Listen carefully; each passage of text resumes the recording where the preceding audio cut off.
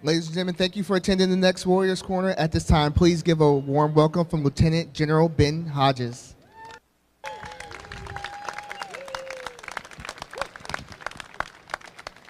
Start the video.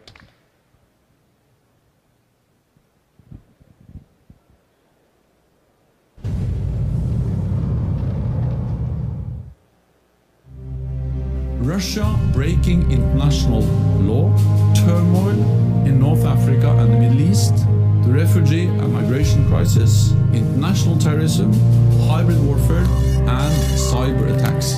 These are pressing challenges requiring unity and resolve and a strong transatlantic bond. All right, let's go. NATO is united. We stand together as one. You're good, my guy. Right there. And an attack on one ally will be considered an attack against us all.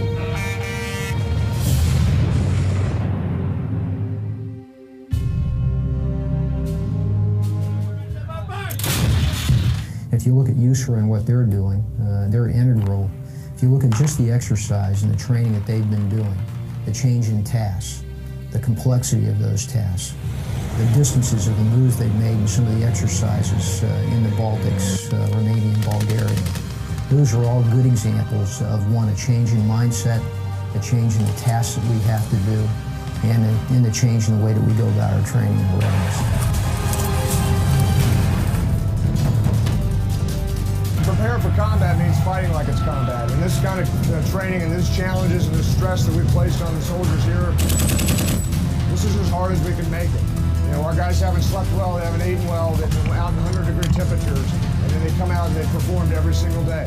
We're partnering with NATO partners and allies as part of a combined arms team to be able to increase the overall turn effect that we're going to have here in Europe. The National Guard and U.S. Army Reserves are essential for U.S. Army Europe. They train in Europe with our NATO allies and other partners. They build readiness to deter aggression and improve interoperability. The participation of U.S. Army Reserve soldiers and National Guard soldiers in our exercises is absolutely critical because that's how we fight. It's all about the total Army, and there are unique capabilities that are essential to U.S. Army Europe being successful in the performance of its mission.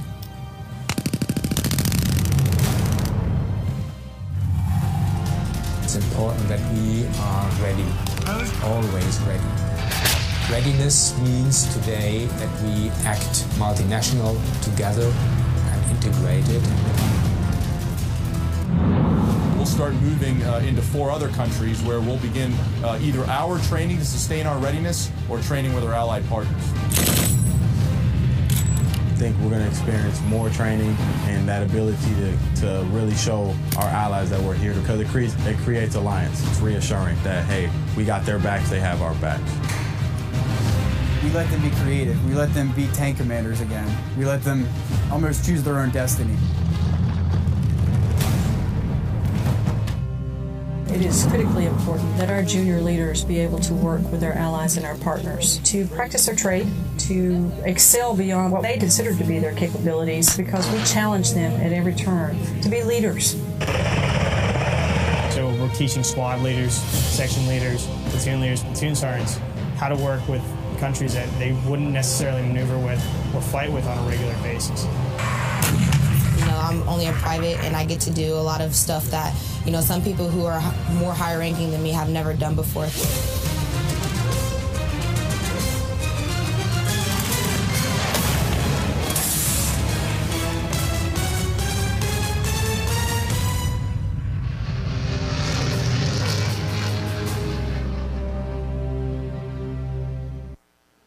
Okay, I know after watching that, you're ready to come over to Strong Europe. We have a bus right outside the convention center. You two guys are way too old for getting there. I'll take you, Bones. So I'm going to make 3 points, and then I'm going to turn it over to 3 great brigade commanders right here who are doing everything that you just saw in that video. First of all, last summer at Warsaw, the NATO summit, the alliance made the decision, 28 nations made the decision that we had to transition from assurance to deterrence, which means you had to increase capability. The United States commitment to that deterrence was to begin sending over rotational Armor Brigade combat teams, and 3rd Brigade of the 4th Division, commanded by Chris Norrie, was the first to come over last January. Also, to send over rotational combat aviation brigades, 9-month heel-to-toe rotations. Colonel Gill commanded 10th Combat Aviation Brigade, was the first aviation brigade to come over. And rotational logisticians. Now that I'm an old person, all I care about is logistics. And so we have multi-compo logisticians that augmented Michelle Donahue's 16th Sustainment Brigade. And there's about 800 of them now in Powitz, Poland, supporting operations and training in the Baltic countries and in Poland. Also, part of the U.S. commitment was to reestablish APS, Army Preposition Stock, to get all the equipment for an armored division back on the ground in Europe. So 3 years after the last American tank went home, because we thought that Russia was going to be our partner, they're all coming back, either as a rotational brigade or in APS. And that's what's going on now. And then finally, the final component of our commitment to deterrence was the establishment of enhanced forward presence battle groups. The United Kingdom was the framework nation for the EFP battle group in Estonia, Canada, back on the continent of Europe, lead nation for EFP battle group in Latvia, Germany, lead nation for the framework for the battle group in Lithuania, and then the United States and Poland. So we have a squadron built around Stryker Squadron out of Vilseck, Germany, 2nd Cavalry, that has a British company, a Romanian air defense battery, and a Croatian company under it. And our battle group is under a Polish brigade, which means interoperability is essential to be able to talk secure frequency hopping FM, because if there is a crisis, we're going to be in the worst, nastiest cyber and EW environment you could imagine, and we've got to be able to do rapid counterfire missions digitally between Polish radar, and American FDC, British guns. That's what we've got to be able to do. So this interoperability is very important for us. Final point, there is no better leadership lab than what you'll find in the United States Army of Europe. It is the norm that captains and first sergeants are the senior command team in a country. Today, senior American officer in Lithuania is a troop commander with his first sergeant and 94 paratroopers. That's normal business. I'm going to ask each of these 3 commanders to talk about what their young men and women are doing as well. Sir, thank you. Very proud to have the opportunity to participate in this forum. Formerly commanded 3rd Brigade, 4th Infantry Division. I just wanted to take a moment to talk about the scope of our activities, some of the things we were privileged to have an opportunity to participate in, and then just share 2 vignettes very, very quickly. On the 6th of January, the ramp dropped on the first of 3 ships that arrived in Bremerhaven, Germany. That started a 435-mile journey from the port to western Poland, where we assembled just over 2,000 pieces of equipment, about 800 containers, and over 5,000 soldiers there. In 10 days, we quickly built combat power, and then for Lieutenant General Hodges, on the 10th day, gave him a thumbs up that our team was ready to fight. As proud as I was of that accomplishment and all of the work that happened there, I was equally proud and more humbled by all of the work of the kind of U.S. Army Europe team of teams, to include our support, or the Sustainment Brigade, 16th Sustainment Brigade, and all of our allies that allowed that to happen for us. At the end of that, we starburst out into our initial set, which included soldiers all the way from Estonia down to Bulgaria.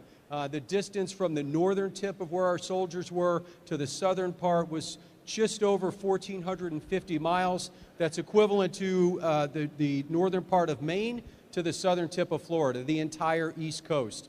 We put soldiers into Germany as well. The distance from the straight line back to where our soldiers was about 400 miles. That's about 720,000 square miles. That's equivalent to the everything from the Colorado Rockies out to the West Coast. In terms of scope, a significant human endeavor, and for us, our units, to be in each of those locations. When there, we were operating, but again, what was equally humbling and impressive was our operating environment was discrete locations, as General Hodges described, with company commanders and first sergeants operating with our allies throughout the area. But that operating environment was the entire operating environment for our Sustainment Brigade and our Aviation Brigade as well. So we were in discrete locations. They operated through the depth of that environment. In June of this year, we consolidated in Germany.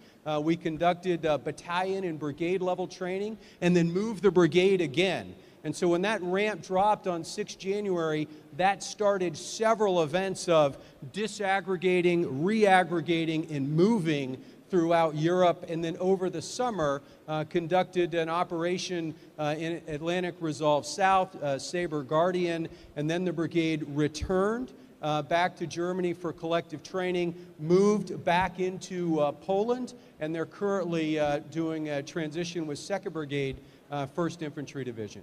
I just wanted to share 2 stories from our time there. The first one really just kind of demonstrates for us, and these are micro stories. We encountered these narratives at every turn, but the first one really kind of highlights the importance of our collective contributions to deterrence and just how significant that was for our partners. On the 12th of January, after saying that we were ready to fight, there was an opening ceremony in Poland, and the defense minister from Poland stood up at that opening ceremony, and he said, for my whole life, I have wanted to tell my kids and my grandchildren that I could guarantee them a better future. I never thought that would be possible, but today I can say it with confidence, demonstrating our commitment at the Warsaw Summit, as General Hodges talked about, but then also starting a partnership, soldier to soldier and at every level, that was so important every day and so proud for our team to be a part of. And then the second story, very quickly, this summer we did a rotation at Hohenfels at the Joint Multinational Readiness Center. That is an incredible training environment there, and very proud to have a coalition serving in that training. And on training day 4, we were in a defense, and the opposing force, which is unbelievable. They are really, really good. They attacked kind of center mass of our defense, and they were stopped by a U.S. tank platoon, a Romanian infantry platoon, and a Ukrainian mechanized infantry platoon together. And in that point on the battlefield, all 3 flags were together, and it was a really powerful expression of just how capable this force is together. So I look forward to any questions you might have, and again, so proud. Just very quickly, 2 seconds, everything I just described was the physical, right? But we all know that the physical follows the temporal, and I do just want to thank Lieutenant General Hodges for your vision that enabled all of that to happen, all of your support to our team and throughout U.S. Army Europe. We are so proud to have been a part of it. We could never thank you enough for everything. So I'll turn it over to Claire. Thank you, sir. Thank you. Okay, Colonel Claire Gill, the commander of the 10th Combat Aviation Brigade out of Fort Drum, New York. We're currently in month 8 of our rotation, and as a matter of fact, our torch party just got on an airplane headed to Conus today, so we're nearing the end of the rotation. I want to talk about a couple things. The first question that I would imagine you would have is why a rotational combat aviation brigade is required. Well, the fact of the matter is there's only 10 in the Army, and what used to be the largest combat aviation brigade in the Army, the 12th, that is permanently assigned in Europe, is now the smallest combat aviation brigade. Demand is up. Currently, I have 3 of my organic battalions in Europe with us. 1 battalion just landed in Korea, and we got a Gray Eagle company that's finishing up a rotation in Iraq. So Army aviation's in high demand. The Joint Staff validated that demand by saying we're going to put a rotational brigade in the Army Europe team. So what are we there to do? Well, we're really there for 2 reasons. Most important is deterring foreign aggression. And I don't think anything says we're here to deter like putting Apaches forward on the eastern flank over top of the 2nd Cavalry Regiment of 173rd Airborne Division or 3-4 Armor Brigade. So that combined arms team absolutely sends a message. General Hodges likes to say nothing says commitment like the expense of putting an Army aviation brigade on the ground. It's a significant bill. It's a large logistical tail, but the Army said that's important, and so here we stand. The other reason is readiness. So a lot of folks want to know, I mean, they're gonna read all my report cards and say, did you consume readiness or did you build readiness? And I can unequivocally say, we absolutely are building readiness on our team. Everybody that is with me, so my brigade's not completely with me, but everybody that is with me has done collective training from the squad level all the way up to the brigade. We've done 7 battalion level collective exercises, some of them at the Joint Multinational Readiness Center that Colonel Norrie mentioned, some of them with our allies in some of the USAREUR named exercise programs. So as we go home, the natural question is, what happened to this brigade? Are they ready to go? You know, I've absolutely been advertising to all of my leadership that as soon as we go home, we refit our gear. I expect if something goes down in Korea or elsewhere in the world, I expect the bat phone to ring. Because this brigade has been afforded the opportunity to train at a collective level and maintain a readiness level unlike anything that I've seen. It's very different from a combat deployment where you're doing the same combat missions over and over. We've been training our staffs, my network operators can set up a CPN in a matter of hours. I don't know how many 100 miles of cabling that has to go into it. They've got it down to where they can do it for a battalion in 2 to 4 hours. Okay, so what does that look like? I'll share maybe 2 vignettes, maybe just one here since I'm getting the signal. Sabre Guardian was the large, what we call the Catalina wine mixer of exercises in Army Europe this year. This one was focused on the south in Hungary, Romania, and Bulgaria. So has an aviation brigade get to the fight that's 1,300 miles away? That's like driving from Fort Drum, New York to the tip of Florida. They drove themselves.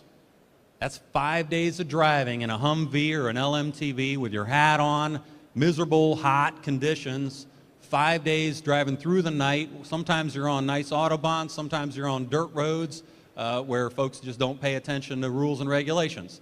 We got ourselves all the way to Bulgaria. When we were down there, we were supporting multiple exercises around the 3 countries just aforementioned, which culminated with an air assault from Besmir into Novo Selo. 38 aircraft in the air at the same time, 29 in the air assault that included Greek Apaches, Greek Chinooks doing gun raids with us, air assaulting folks in, providing us reconnaissance and attack weapons teams. So a tremendous multinational exercise that sort of exhibited the flexibility that you see, you know, in our Army. Young soldiers getting after problems that you couldn't even begin to imagine in a CONUS-based home station training environment. You know, they've got to figure out how do you get across a border with a truck that's broken, but you can't tow it across. So some young NCO decides put it up on top of a truck, drive it across the border, put it back down, and tow it the rest of the way. Those kinds of things, on the ground decision making being done by junior leaders and obviously working with our allies exhibit exactly what we've been doing. Okay, so the old adage is, and General Hodges alluded to it, amateurs talk operations, professionals talk logistics. So I'm going to turn it over to my battle buddy, Michelle Donahue from 16th Sustainment Brigade. Clara, thank you. So on behalf of Team 21, we fall underneath the 21st Theater Sustainment Command, and my command sergeant major, Frank Graham, right there from the 16th. I'm excited to talk to you a little bit about how we doubled USAREUR's capacity and capability in the logistics realm. We are the 16th. We are tasked for theater opening, theater distribution, and theater sustainment to the entire USAREUR footprint. We spanned over 35 countries this past year and supported more than 53 training exercises for USAREUR. As part of that sustainment task force that they talked about, our 3 organic battalions are headquartered in Germany, up in Baumholder and down in Grafenwehr, but we doubled the capacity by bringing on 2 additional battalions, one a movement control battalion from Fort Bragg, North Carolina, with its MCTs that are both multi-compo, and then we brought on the 497th Combat Sustainment Support Battalion from Salem, Virginia, with 2 active duty companies that are beneath that. It's a composite supply company and a composite truck company. And so those, to include also an ammo platoon and another POL distro platoon. And those assets enabled us to rapidly transition from movement to maneuver for both the Iron Brigade as well as the Dagger Brigade that just dropped ramp here almost a month ago. And so what that enables us to do is to enhance the speed of assembly and to continue to provide multiple deterrent options for the USAREUR commander. We've also done that by establishing intermediate staging bases throughout Poland. With the arrival of 2-1, we also did this with the Iron Brigade as well. We established 7 intermediate staging bases throughout Poland. We tapped into the bigger sustainment enterprise to include SDDC, to include our AFES partnership, to include ASC and AMC and all those other acronyms out there on the sustainment side. And we built up all of those basically base camps. And so we've also forward stocked supplies as well to include forward supply support activities throughout Poland, down into Romania, down into Bulgaria, and up into the Baltics. In addition to that, we also have forward stocked ammunition supply points, which is, it was a big lesson learned for me during Saber Guardian, because most of the brigade commanders only email me when they have a problem with ammo, and so we rapidly go into crisis mode to be able to get all of those trucks across the border. But we managed to learn from that, and so our answer to that for the latest arrival of 2-1 was to forward stock ammunition up in Poland so that we could rapidly issue that forward.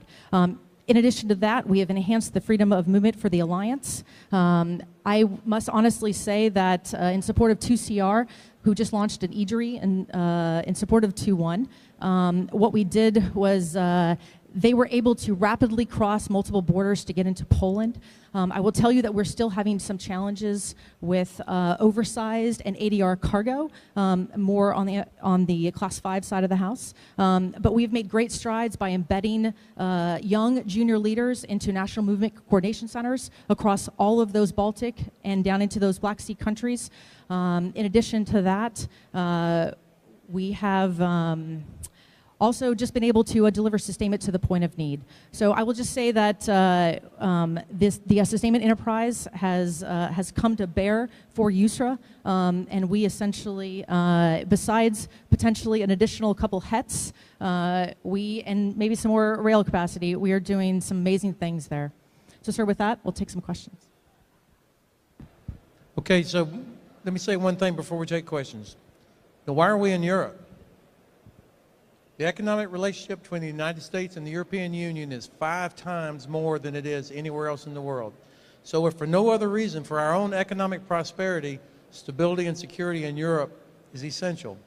We've also learned that we don't have the capacity to do anything by ourselves anymore, and we know that we're much more effective when we do things with allies, as you heard Secretary Mattis and General Milley say here over the last 2 days.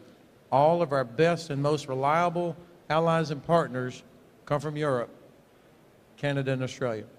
So you can't just have a pickup team, you just have those relationships, and that's what you have with our allies in Europe.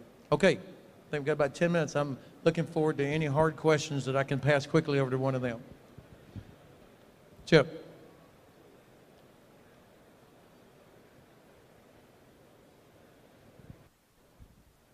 Sir and gentlemen, Michelle, thank you for this briefing this morning. First, to give a little bit of context, sir, on why I'm going to ask the question I ask. I run the Europe-NATO division within the J3 and the Joint Staff. So we authored the EFP Sword and many of the other operations that end up coming your way. So I find myself in sessions trying to communicate to folks in the Pentagon some of the challenges that you've faced. And one that is routinely difficult to communicate are the challenges of speed of assembly. So I would appreciate it if you would take a moment, and Michelle, also you, how would you communicate the challenges at the national level and the operational level that you faced in terms of speed of assembly? Thank you. In order to deter Russia, we have got to be able to move at least as fast or faster than them. To be able to mass a formation somewhere at point of need, to be able to communicate to them that we see what you're doing, do not make a terrible miscalculation, that we are prepared to do whatever, to stop whatever it is you're thinking about doing. So this is about crisis prevention It's about giving our political leaders options other than a liberation campaign into Lithuania or Romania or something like that. So that's why this speed matters. And by the way, this is all going to happen during peacetime conditions before it becomes Article 5. So that means all the EU road laws apply. We'll all be competing for access to Deutsche Bahn for rail. So how can we move quickly in just a matter of days to massive formation in northeast Poland, Romania, Lithuania, somewhere to prevent a crisis from happening? This is about protecting European citizens. It's also about protecting our allies, these enhanced forward presence battle groups, the Brits, Canadians, Germans that are up in the Baltic countries that could be isolated. This is about protecting them as well. That's why this speed of assembly is so important. It's about infrastructure. It's about being able to cross borders. We call it cross-border military mobility. Got to be able to move quickly, as fast as a truckload of apples that moves out of Poland never gets stopped anywhere, but yet NATO convoys get stopped all the time. So that's what we're trying to change. Michelle, you want to add something? So just to add, so the complexity of the 2-1 ABCT rotation into Germany this time, I mean, the plan was solid, the plan was locked, and it was completely disrupted by 2 hurricanes. And so with that, by the way, I think General Hodges has mentioned, 2 sections of DB not talking to each other, and so not understanding that there was rail construction happening up at Bremerhaven. So we slipped one of the boats into Gdansk, and I must tell you that was an incredible operation. It was well oiled. DB supported that with multiple trains. We actually cleared that port with up to 5 trains a day and in pretty much 5 days. And so it was really about then the speed of which they transferred down to the ISBs. But what I'll tell you where we ran into issues was then with the hurricane and all the ground fleet that went into Bremerhaven 421, because of the delay and the focus on getting 3-4 out of here and home to support General Abrams' vision of getting them into their motor pools by the middle of December and making sure that that's happened because they have follow-on missions as well. What we encountered was then a friction point with the train capacity. And so the starbursting effect of which Chris mentioned for 3-4, we're running into some challenges right now with that on the speed of assembly side to get 2-1 to where they need to be. And so from a HET perspective, so we don't have rail coming out of Poland right now down into Germany, but with HET. So I am leveraging the rotational task force with our 18 US HETs and then with our gracious AXA lease that we have on the UK HET side of the house. And so we are basically moving in a period of about 2.5 weeks. We'll move about 100 pieces of track vehicle from Karliki, Poland down into Hohenfels in support of Allied spirit. But what I would just suggest on that is it's tough and it's taking a lot of work and it's taking both the Germans and the Polish to allow us to operate those heavy pieces of equipment on their railways or on their roadways. So it's a challenge. We're continuing to work through it and we will always ask the building for more supports onto the EHET and to more UK HETs as well. Also part of the reason why we love the 2nd Cavalry Regiment too, because they are self-deploying, so routinely going 1,000 kilometers, led by a captain. It's not a requirement for rail or HETs also. Okay? Had time for another question if somebody had one? Sir. General Batten, thanks for the brief and thanks for everything you've done over the past few years in Europe. We're going to miss you a lot. You mentioned the complex cyber and EW environment that we'd have to fight in. But while we're here and the game is already on, how much freedom do you think you've got and how much more do you need to set the preparation, set the environment now in that information space? So we are in multi-domain battle. You're exactly right. I don't think the Russians think of at war, not war. I think they think in terms of constant pressure, using whatever means they have. And there's no doubt, nobody should be surprised that anybody that's on any sort of mission command system or on their iPhone is at risk anywhere in the Atlantic Resolve area. Half of Latvia's cell network went down during the Zapad exercise. Estonia has a lot of experience with that. All of us have seen or have some experience with iPhones being disrupted, which is why when we talk about interoperability, has got to include secure FM free copying, tactical FM radios, because that's the environment you're going to be in. The Russians have demonstrated such incredible capability with their UAVs, unmanned aerial systems, that are connected to rocket launchers. Their ability to intercept, jam, and find us is really very strong. So again, the need for the interoperability in our communications. Now the Army has, I mean, every day you turn on your computer, you get about 5 things you got to do to make sure that the networks are protected, that all the patches have been installed. And of course, there's always a discipline and training aspect to it as well. So I'm actually quite confident that these commanders are doing all the right things inside their units, but it's like a waterfall, a constant pressure of every type of cyber attack. That's the environment we're in now.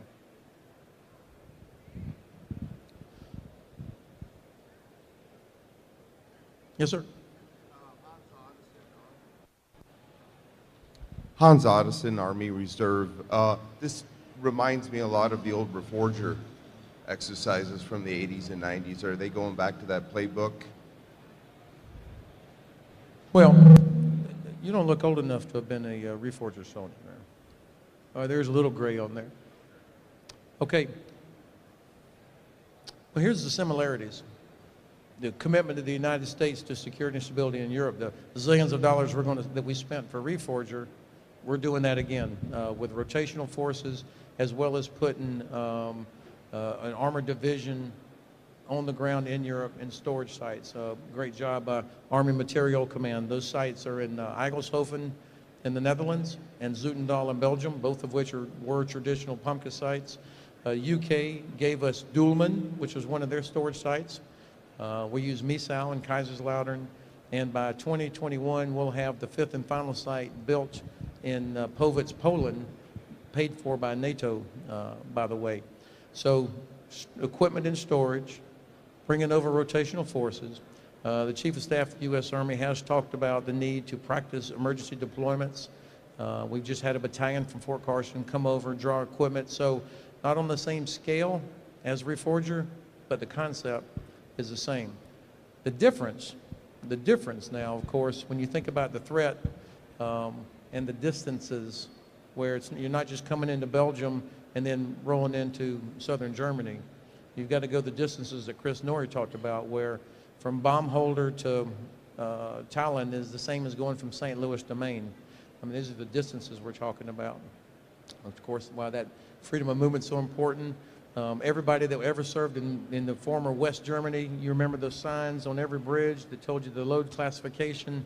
You know, those don't exist as you go east of Berlin, so we're having to catalog and figure out the infrastructure as well. We've used ERI, European Reassurance Initiative money, to improve railheads. But the nations also, in terms of host nation support, are doing a lot of things to improve those facilities as well. Okay.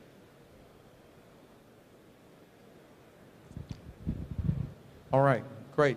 Let me close with just a couple of comments. The incredible talented men and women that we have leading our formations, backed up by superb senior non-commissioned officers. I'm very proud of them. I'm blown away with the talented lieutenants that I see keep turning up.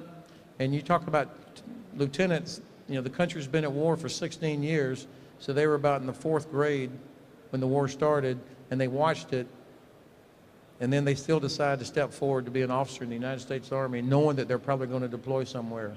I think that says a lot about the talent that these young men and women that want to serve, that continue to step forward. The second point, without the National Guard and Reserve, none of this happens. You know, by design, 70% of our engineers, our logisticians, military police, most of our civil affairs, and then every other aspect, but everything that's needed for sustained land operations is inside the Guard and Reserve. So without that, there is no deterrence. None of this can happen. So through state partnership program, but also just mobilizations, men and women coming over from across the Army Reserve and from all the states. And by the way, that's paid for with ERI, European Reassurance Initiative. That's not free. So that ERI is an essential part of this. And then finally, our allies. My objective for coming to AUSA this year was to make sure everybody appreciates what our allies are doing, not just because they're great partners when we have to form a coalition, but every single ally has increased their defense spending. Every single one of our allies has increased their commitment to participation in exercises. They are all working as hard as they can to modernize with what they have. And most of them, by the way, are deployed around the world. All of you know they've been with us in Iraq, Afghanistan, but they also, almost every European nation has soldiers deployed into North Africa or other places fighting against ISIL. You get fantastic host nation support. And I just don't know if it's appreciated back here how much all of the allies are doing, how much we depend on them, as well as them depending on us. And with that, I look forward to seeing the bus is still out there if you want to come over to Strong Europe. Army Strong.